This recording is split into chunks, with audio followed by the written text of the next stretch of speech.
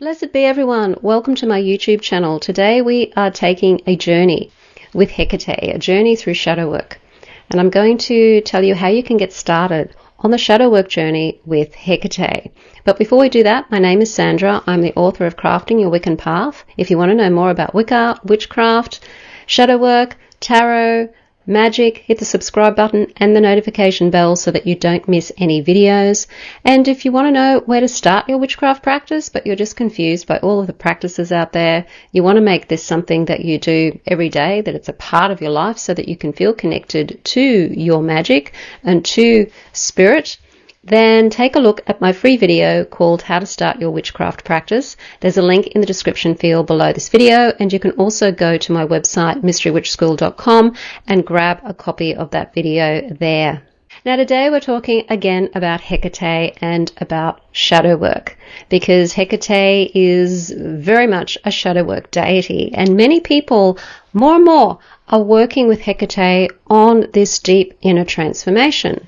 Now, shadow work originally simply meant diving into and exploring those different aspects of yourself that you either didn't want to acknowledge were there, or that you're denying are there, or that you just didn't see that were there. And these would be aspects of yourself that are causing a lot of problems. They're usually negative aspects.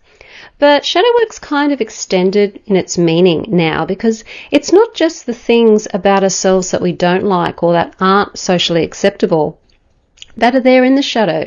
There's other things there too, and these can be good things, but things that you're not allowing yourself to experience because of these feelings of self-doubt and feeling stuck and lacking connection. And so the shadow work isn't just about finding these dark parts of yourself, it's also finding these other aspects of yourself and what your reasons for doing things are, and where your fears are, and why you act the way that you do. And this is the power of true magical work, the inner alchemy of magic. Because when you change yourself, you change how you feel, you change the way you believe, you change your perception of the world, your world actually changes to accommodate how you choose to perceive it. We live in very much a simulation, and we have the ability to create the simulation as we want to create it. That's what magic is all about. It's a creative pursuit, turning things into a reality that we're wanting to have happen. But this isn't an outside-in job, it's an inside-out job. And we have to change things within ourselves in order to change how we perceive the world outside of ourselves. And that's the key to magic. That is really the secret of magic. And Hekate can certainly help you change all of those if these things are not working for you, because she's the goddess of crossroads, decision making. She's a goddess of liminal spaces and having to make decisions and to boldly go where maybe you haven't gone before, or you haven't been confident enough to go before. And so you can go into the shadow and find out what these beliefs that you have about yourself and the world around you and challenge them. Are they true? Are they real? Now, everybody has some very common beliefs in common, and I'm going to go through what those major common beliefs are and help you find ways to be able to change those beliefs. But the process of doing shadow work is, first of all, knowing that you need to do it in the first place. Knowing that all the magic in the world isn't going to make you happy. If you're trying to change the outside circumstances, but yet within yourself, you're not aligned with those changes. You need to be the person that has and does those things that you're doing magic to have and do. You have to be that person. You have to think like that person, feel like that person, and perceive like that person. So you have to find that person within yourself. And that means exploring this, exploring what you want, and exploring who you are.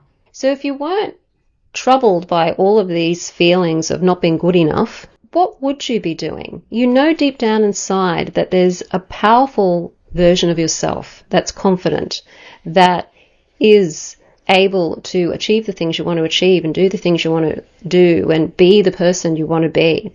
You know that you have that within you. But there's a part of you that's too afraid to step into that. So start looking at that version of yourself and becoming curious about that version of yourself.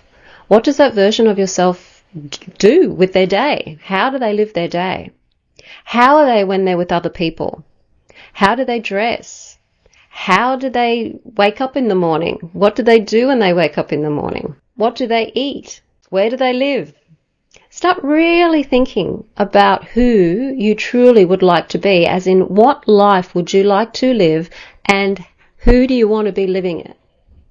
And this isn't about making up a persona and jumping into it. This is actually about digging deep within yourself and discovering who you truly are.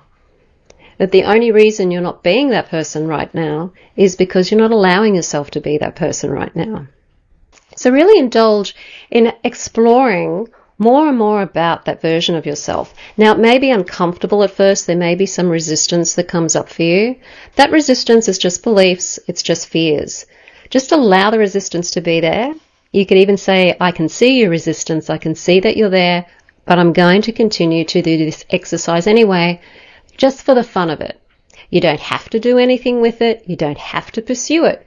Just have fun with it. Spend an afternoon having a bit of fun with the idea of who your ideal self is. And it's good if you can write it all down, pen to paper. Then use your imagination to imagine you are that person. You could imagine that you're stepping into that version of yourself for a day.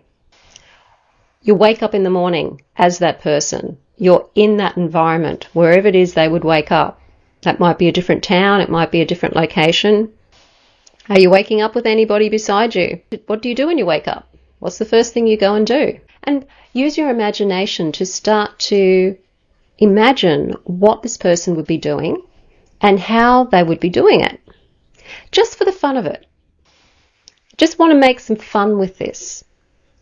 Because the resistance is going to be there if you make it too serious. So make it a bit of fun. And that will hopefully allow the resistance just to settle down a little bit. So after you've done the exploration, you go into your imagination and you imagine yourself living the life of this person. Just take notice of how your body feels as you do this. Do you notice changes in your body? Do you notice your body posture changing in any way? Do you notice that there's a shift in your energy, your emotions? Do you feel different when you go into this imaginary self? How are you feeling on an emotional level? Are you feeling stronger, more powerful, happier, more joyful? And just take note of how you're feeling different. Because magic's all about feeling. That's the language of magic. It's feeling. It's vibrational energy. And then you can have a look at shining a light on the resistance and figuring out, okay, there's a part of me that feels uncomfortable with this. There may be a part of me that says, oh, that could never happen to you. What's the belief behind that? Now, there will be a belief there. If you've got a belief, this could never happen to me, you may have a belief that these sorts of things, these sorts of good things, whether it's a great relationship, whether it's an abundance of material resources or wealth, whether it's health, you may have a belief that somebody like you can't have those things. It might really be a belief that you've picked up in your childhood that's saying people like me can't have that kind of lifestyle. That's a belief. It's possibly even an assumption, something you assumed as a child from just acknowledging your environment when you were growing up. You may have been told by family members that people like us can't have those things, or people like us will never be able to have those things. Or you may just have assumed it because of the environment that you're in. And whether it's a direct belief or whether it's an assumption, it's still going to feel real to you. And that still needs to change. So if you have that belief, this can't happen for someone like me, write that down because it's a very potent belief. There's other beliefs that can go with that one too. There could be a belief that I'm not allowed to have this kind of lifestyle.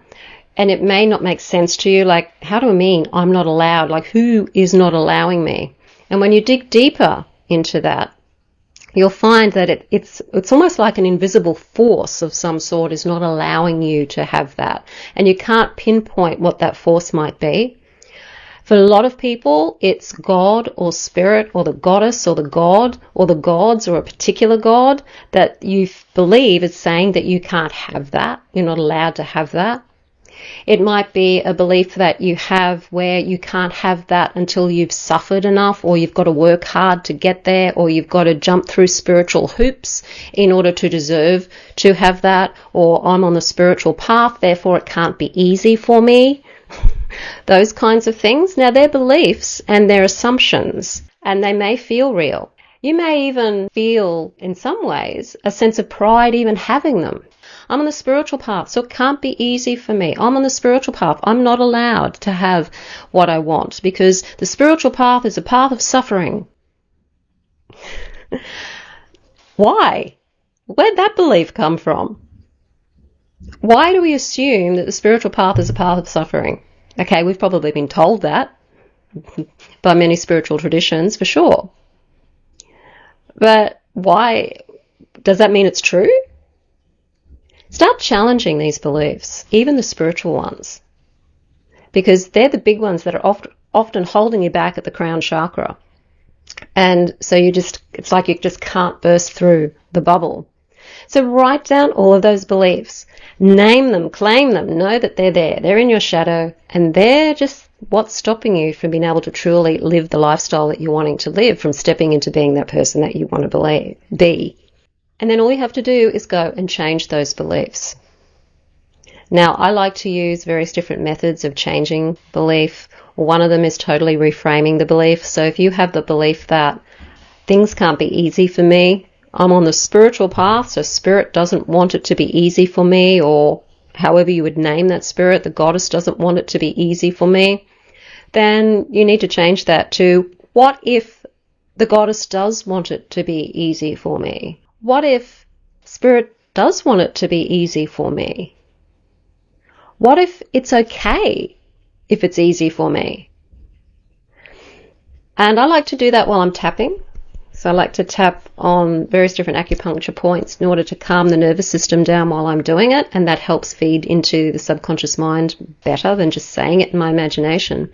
But even just having these reframes is a way to get your subconscious mind and conscious mind thinking a different way and challenging your thoughts and beliefs about yourself and the world.